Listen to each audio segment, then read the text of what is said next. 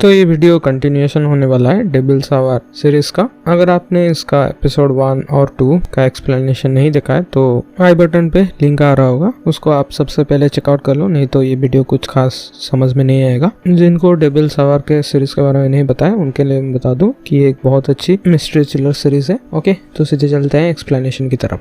तो last episode के and में जो हमें पता चला था कि आइजैक गायब हो चुका है और अब तक यहाँ पे रवि भी पहुंच गया था। तो डिस्कशन के टाइम रवि यहाँ पे हैरोल्ड जो कि पहला विक्टिम था उसका फोटो लूसी को दिखाता है। तो ये फोटो देख के लूसी को वही विजन्स आने लगते हैं, किसी तालाब में 2 लाश तैर रहा है और एक वायलिन और एक फूल, ऐसा कुछ विजन आता है उसे। अब ये बातचीत हो ही रहा था तब एज ए व्यूअर हम देख पाते हैं घर के विंडो पे अचानक एक हाथ का प्रिंट आता है जो कि आइजैक का लग रहा था और धीरे धीरे वो गायब हो जाता है। नेक्स्ट अभी सीन शिफ्ट होकर हम देखते हैं लूसी की मदर यानी कि सिल्विया को। सिल्विया यहाँ पे टीवी ऑफ था फिर भी वो कुछ क्वेश्चन का आंसर दे रही थी। तो ये देख के वहाँ पे जो मेड थी वो अचानक से टीवी ऑन कर लेती है। तो सरप्राइजिंगली हम देखते हैं कि टीवी पे जो आंसर आ रहा था वो कुछ देर पहले सिल्विया ने ऑलरेडी बता दिया था। ये देख के मेड भी काफी शॉक रह जाती है, मतलब उसको तो कुछ समझ में नहीं आएगा, उसको क्या हमें भी खुद समझ में नहीं आता है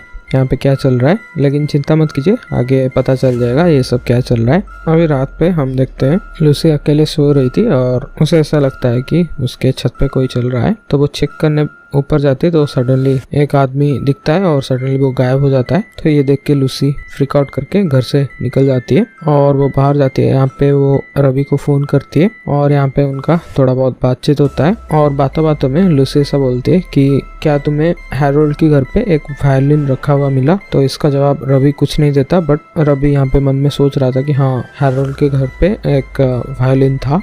नेक्स्ट है लूसी यहाँ पे हैरोल्ड के घर पे जाते हैं और उसकी बीबी को बोलते हैं कि वो एक जर्नलिस्ट है और ऐसा कह के वो थोड़ा बहुत इंफॉर्मेशन निकालने का कोशिश करती है और मौका देख के जिस कमरे में हैरोल्ड का खून हुआ था उस कमरे में जाती है और अचानक से उसे एक विजन आता है 1812 नंबर का। तो वो वहाँ पे एक लॉकर था, वो उस लॉकर पे वो 181 नंबर देती है तो लॉकर खुल जाता है और उसके अंदर एक घर का एग्रीमेंट था और यहाँ पे वो देखती है कि हैरोल्ड अपना नाम से नहीं बल्कि किसी और के नाम से एक प्रॉपर्टी बाय किया था। तो वो ये सेम बात रवि को बता के उसी प्रॉपर्टी की ओर जाती है और उसी एड्रेस में सच में एक घर था और यहाँ पे रवि को आइजैक की घड़ी मिलता है और पास ही में एक जंगल था। तो खोजने पर आइजैक भी उन लोगों को मिल जाता है। इधर सीन शिफ्ट हो गए हम एक अजीब सा बात देखते हैं, मतलब लूसी के घर पे मेरिडिथ के पेरेंट्स हैं और सडनली आइजैक यहाँ पे टेलीपोर्ट होता है जिसको देख के मेरिडिथ यहाँ पे डर जाती है और उसी टाइम आइजैक विंडो के ऊपर हाथ रखा हुआ था। तो यहाँ पे एज ए व्यूअर हम समझ पाते हैं कि वही हाथ का निशान इधर लूसी देख पा रही थी। अब ये सब क्या है हमें आने वाले एपिसोड में पता चलेगा। आई नो ये बहुत कंफ्यूजिंग है लेकिन आने वाले एपिसोड में इसका क्लैरिटी मिल जाएगा। चलते हैं एपिसोड 4 की तरफ। तो एपिसोड 5 की शुरुआत में हम देख पाते हैं गिडियन जितना भी फोटोग्राफ वगैरह लिया था रवि उसको कलेक्ट किया था जिसमें कि एडन का नाम सामने आता है। तो रवि और निक ये लोग एडन कहाँ पे है और एडन के बारे में पता लगाने के लिए इन्वेस्टिगेट करने लगते हैं। अब काफी सोर्सेस से इन लोगों को एडन की गर्लफ्रेंड के बारे में पता लगता है। तो यहाँ पे किसी तरह से वो पता निकाल के वहाँ पे जाते हैं। अब इसकी हालत देख के ये लोग समझ जाते हैं कि इसकी गर्लफ्रेंड का नाम था मिया। मिया कुछ अच्छे हालात में नहीं है तो और आसपास काफी सारे गुंडे मवाली भी थे और अभी रवि और निक के पास बैकअप भी नहीं था। सो ये लोग इधर से चले जाते हैं और बोलते हैं कि जब बैकअप आएगा तो इधर ये लोग आएंगे।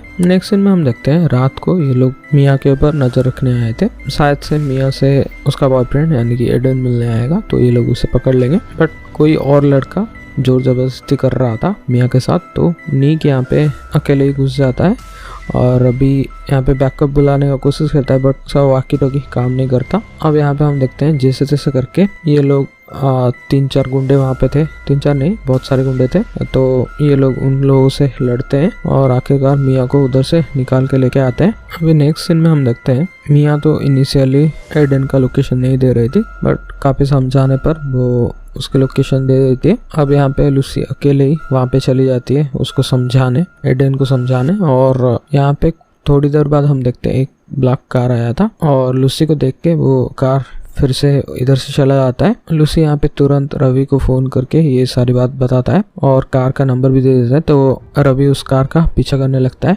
नेक्स्ट सीन में हम देखते हैं वो कार रुक जाता है, उधर से निकलता है गिडियन यहाँ पे रवि को बोलने लगता है कि मैं आज अभी तक जितनी जिंदगी मैंने जिया है उसमें मैंने कभी भी तुम्हें नहीं मारा है। तो ये बात सुन के रवि को तो कुछ समझ नहीं आता। नेक्स्ट सेकंड में हम देखते हैं एक बिजली का खंभा रवि के कार पे गिर जाता है और सिचुएशन का फायदा उठा के गिडियन इधर से चला जाता है और वहाँ पे वो खंभा गिरने वाला था, ये भी गिडियन को पता था। कैसे हमें आगे पता चलेगा।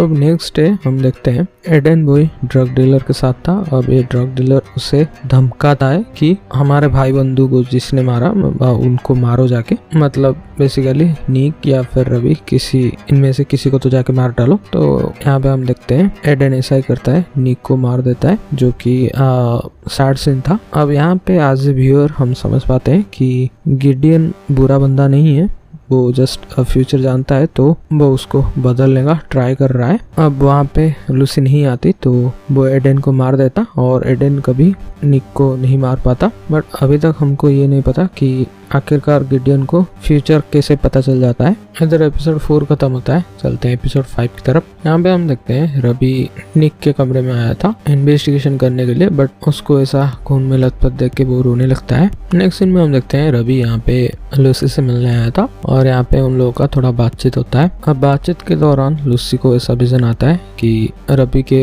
फेस पे बहुत चोट है, मतलब आगे जाके उसके साथ कुछ बुरा हो सकता है। उसको गिडियन के बारे में भी थोड़ा बहुत विजन आ रहा था। अब यहाँ पे हम देखते हैं सीन शिफ्ट होकर हम देखते हैं लूसी बूढ़ी हो चुकी है और गिडियन भी बूढ़ा हो चुका है और वो उससे मिलने आया है और सडनली लूसी नींद से जागती है। मतलब ये उसका एक नाइटमेयर था और टाइम ऑब्वियसली 3:33। नेक्स्ट सीन में हम देखते हैं लूसी अचानक से गिडियन के बारे में सर्च करने लगते हैं इंटरनेट पे। अब यहाँ पे उसको बहुत सारे आर्टिकल्स वगैरह मिलता है जिससे उसको पता लगता है कि 9 साल की उम्र में गिडियन ने अपने ही पिता को मार के घर से भाग गया था और उसका फैमिली के बारे में भी पता लगता है। तो ये लोग गिडियन के भाई मैल्कम के पास जाते हैं नेक्स्ट डे। अब लूसी के जाते टाइम मतलब कार पे जब वो ड्राइविंग कर रही थी वहाँ पे सडनली उसको एक ग्लिच जैसा उसको दिखाई देता है। सडनली वो देखती है उसके फिंगर में वेडिंग रिंग है और वो किसी से शादी करने जा रही है। अब फिर इसने उसको विजन आता है। उसके बाद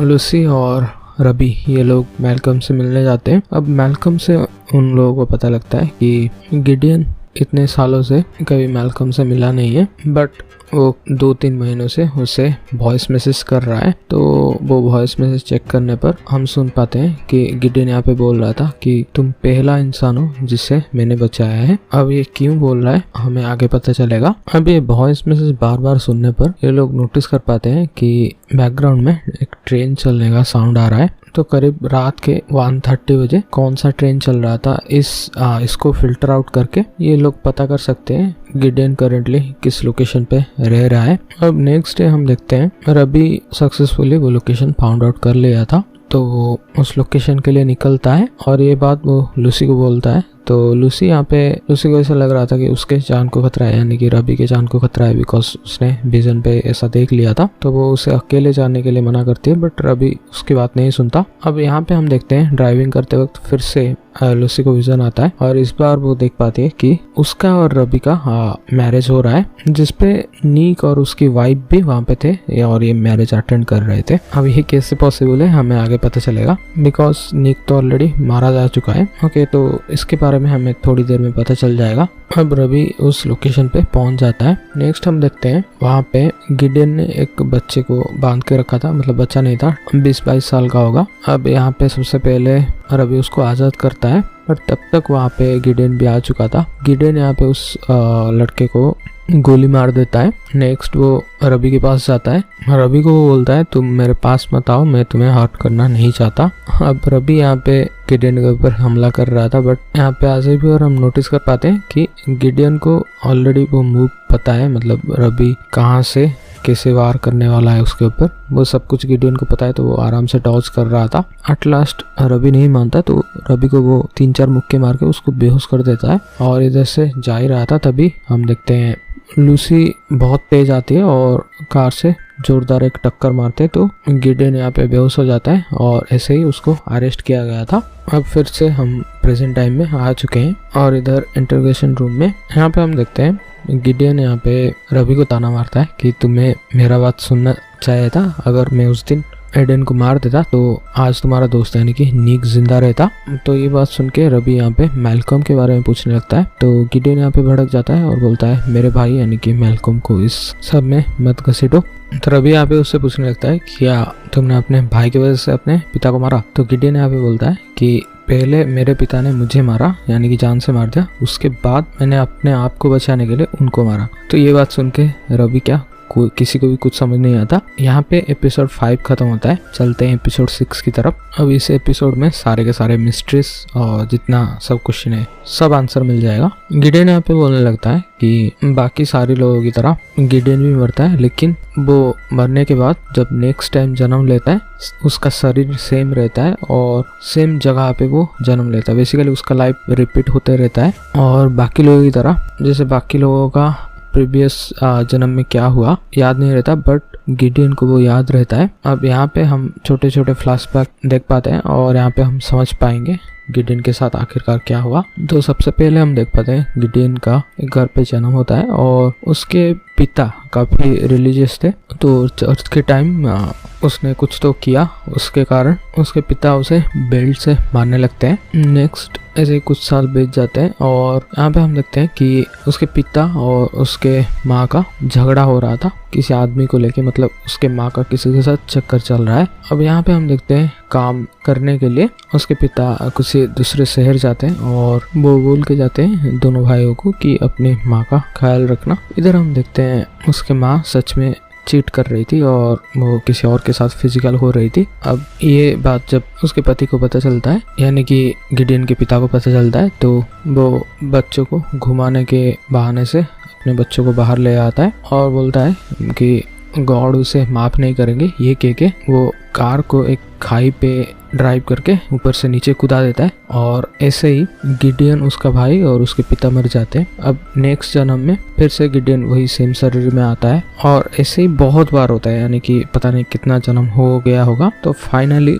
गिडेन डिसाइड करता है कि उसका लाइफ में चेंज करना पड़ेगा, नहीं तो वो बार बार ऐसे ही मरता रहेगा। अब यहाँ पे हम देखते हैं पहली बार चर्च के टाइम वो कुछ चेंजेस करता है जिसके परिणाम उसके पिता जो उसे बेल्ट से मारने वाले थे वो नहीं मारते। तो गिडेन यहाँ पे समझ जाता है कि वो कुछ भी चेंजेस कर सकता है और उसका लाइफ को अपने हिसाब से वो चेंज करके जी सकता है। इधर हम देखते हैं लेकिन उसी लाइफ में वो फिर से वैसे ही मर जाता है, मतलब ऊपर से नीचे कार क्रैश होता है तो वो मर जाता है। तो फाइनली वो समझ आता है कि कुछ तो करना पड़ेगा, नहीं तो मैं नहीं बचूंगा। इधर वो डिसाइड करता है वो अपने फादर को मार देगा। अपने फादर को मार देता है और घर से भाग जाता है। अब ऐसे ही कई जन्म चले जाते हैं, मतलब वो किसी ना किसी जन्म में सपोज 18 ईयर में मर गया तो नेक्स्ट जन्म में वही 18 ईयर तक सेम चीज करेगा वो। उसके बाद वो जैसे तैसे करके सर्वाइव करता रहता है, मतलब ये काइंड ऑफ लूप जैसा है। अगर वो 18 ईयर में मरेगा तो फिर से 0 से स्टार्ट होगा। अब ऐसे ही एक दिन उसका एक छोटी सी बच्ची के साथ मुलाकात होता है, बट थोड़ी देर बाद वो देखता है कि उस बच्ची का एक्सीडेंट हो गया, मतलब वो उसके फैमिली एक कार क्रैश में मारी गई। अब नेक्स्ट जन्म में वो फैसला करता है कि वो उस छोटी सी बच्ची को बचाएगा।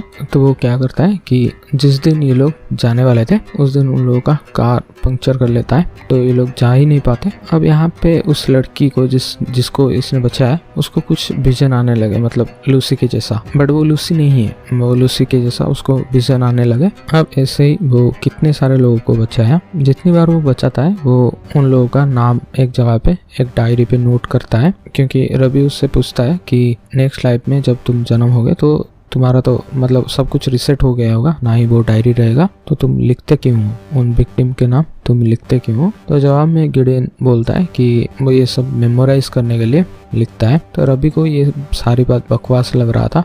रवि यहाँ पे बोलता है कि तुम्हें अपना हैंड राइटिंग के ऊपर काम करना चाहिए। तो गिडियन यहाँ पे बोलता है एंड वाला जो पेज है वो पलटाओ। तो इधर हम देख पाते हैं लिखा था कि इज दिस बेटर, यानी कि गिडियन को तो पता है कि रवि क्या बोलने वाला है। ये देख के रवि शॉक्ड और सरप्राइज्ड रह जाता है और वो इंटरोगेशन रूम छोड़ के इधर से चला जाता है बिकॉज उसको कुछ समझ नहीं आ रहा था क्या चल रहा है। अब बातों में उन्हें ये पता लगता है कि पहली बार गिडियन ने जिसको बचाया यानी कि जो छोटी सी लड़की, वो अभी तक गिडियन की हेल्प कर रही है। मतलब पहली बार बचने के बाद उस लड़की को काफ़ी सारे विजन्स आने लगे और गिडियन ने उसको ये सारा चीज़ बताया। मतलब उस बच्ची को एग्जिस्ट ही नहीं करना चाहिए था। तो उससे अपना पास्ट लाइफ मतलब एक्सीडेंट हो रहा है वगैरह वगैरह उसको विजन आ रहा था। सो गिडियन उसको गाइड करता है और हर बार जब गिडियन मर जाता है तो नेक्स्ट लाइफ में लूप फिर से चालू होता है और फिर से गिडियन उस लड़की को बचाता है और उस लड़की को सब कुछ याद आने लगता है। उसके बाद वही सब चीज़ चलता रहता है। अब रवि यहाँ पे बोलता है कि क्या एंड में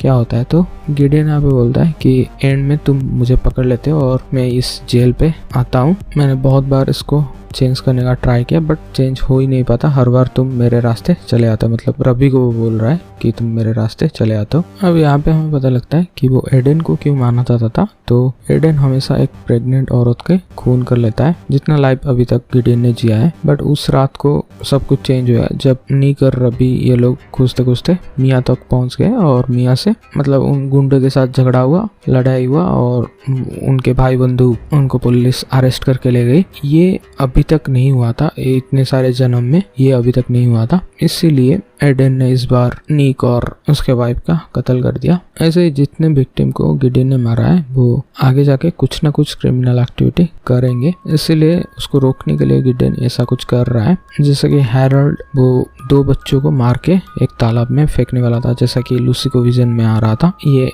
ऑलरेडी एक लाइफ में हो चुका है। अब गिडियन बोलने लगता है कि लूसी को बोलने लगता है कि मैंने तुम्हारे लिए एक जन्म में 25 साल जिया था। ये वाला आपको याद होगा वो सीन था जिसमें बूढ़ी लूसी और गिडियन का मुलाकात हो रहा था। दरअसल इसी मुलाकात में लूसी ने अपनी मदर के बारे में बोला था। तो नेक्स्ट जन्म में गिडियन ने लूसी की माँ को मरने से बचाया, यानी कि जो 333 में उसकी माँ सुसाइड कर लेती है। बट इस बार गिडियन गन से गोली निकाल देता है जो कि उसकी माँ सुसाइड ना करे। उसके बाद लूसी की लाइफ पूरी तरह से चेंज हो गई है। उसको कभी माइक से शादी करना ही नहीं चाहिए था और आइजैक को कभी इस दुनिया में आना ही नहीं चाहिए था। इसीलिए आइजैक ऐसा है, मतलब इमोशनलेस, बिकॉज उसके पास सोल नहीं है, आत्मा नहीं है। तो ये बात सुन के लूसी भड़क जाती है। मतलब वो बेसिकली उसके ऊपर बिलीव नहीं करती, गिडियन के ऊपर बिलीव नहीं करती। यहाँ पे ये सारी बात गिडियन एक शूलेस की मदद से लूसी को समझा रहा था और यहाँ पे वो बोलता है कि इसीलिए तुम अभी भी 3:33 बजे गोली की आवाज़ सुन के उठती हो। हम जैसों को मतलब लूसी और गिडियन और उन लोगों के जैसा उन लोगों को सिर्फ प्रीवियस लाइफ के विजन आता है। बट लूसी का बेटा आइजैक वो समहाउ वहाँ पे ट्रैवल कर सकता है, मतलब और एक लाइफ जो कि साइमल्टेनियसली चल रहा है उसमें जा सकता है। और इसीलिए हमने देखा था कि सडनली आइजैक उस दिन गायब हो गया था और जिस लाइफ में मेरेडिथ के पेरेंट्स लूसी के घर पे रहते थे उस लाइफ में वो गलती से चला गया था। गिडियन यहाँ पे बोलने लगता है, लूसी को बोलने लगता है कि तुम्हें उस घर पे होना ही नहीं चाहिए था क्योंकि मैंने तुम्हारी माँ को बचाया, उसके बाद तुम्हारा लाइफ पूरी तरह से चेंज हो चुका है। लूसी सब बात सुन के फेड ऑफ होके इधर से चली जाती है और गिडियन जाते जाते बोलता है सी यू सून, मतलब जब गिडियन मरेगा फिर से लाइफ रिस्टार्ट हो जाएगा। अब दूसरी तरफ हम सीन शिफ्ट होके देखते हैं, घर पे माइक और आइजैक ये दोनों थे। अब यहाँ पे हम देखते हैं गलती से हीटर ऑन रह गया था और उस हीटर से आग लगने लगता है। ये सारी बात माइक देखता है लेकिन वो चाहता था कि आइजैक मर जाए बिकॉज अब उसे ऐसा लग रहा था कि आइजैक ही लूसी और उसके बीच आ रहा है और वो काइंड ऑफ आइजैक को हेट करता था। इसीलिए यहाँ पे वो आग नहीं बुझाता बल्कि उधर से चला जाता है। नेक्स्ट सीन में हम देखते हैं 2 पुलिस वाले यहाँ पे गिडियन को पकड़ के ले जा रहे हैं और इधर रवि नोटिस करता है कि वो जो शूलेस था वो गिडियन अपने हाथ में छुपा के ले गया है और उसका मदद से वो अपने हथकड़ियाँ खोल देता है। इधर सीन शिफ्ट होके हम देखते हैं लूसी जब तक अपने घर पे पहुंचती तब तक कम्प्लीटली आग लग चुका था और वो अपने बेटे को बचाने के लिए घर के अंदर जाती है बट सफोकेट करने लगती है। और इधर हम देख पाते हैं कि और एक लाइफ में, मतलब जिस लाइफ में गिडियन ने उसकी माँ को नहीं बचाया था, उस लाइफ में लूसी का मैरिज रबी के साथ एक्चुअली होने वाला था। इसीलिए बार बार वो उसको मैरिज फंक्शन का विजन आ रहा था और उसमें उस जन्म में वो एक डिटेक्टिव होने वाले थे और पर्टिकुलरली उसी घर पे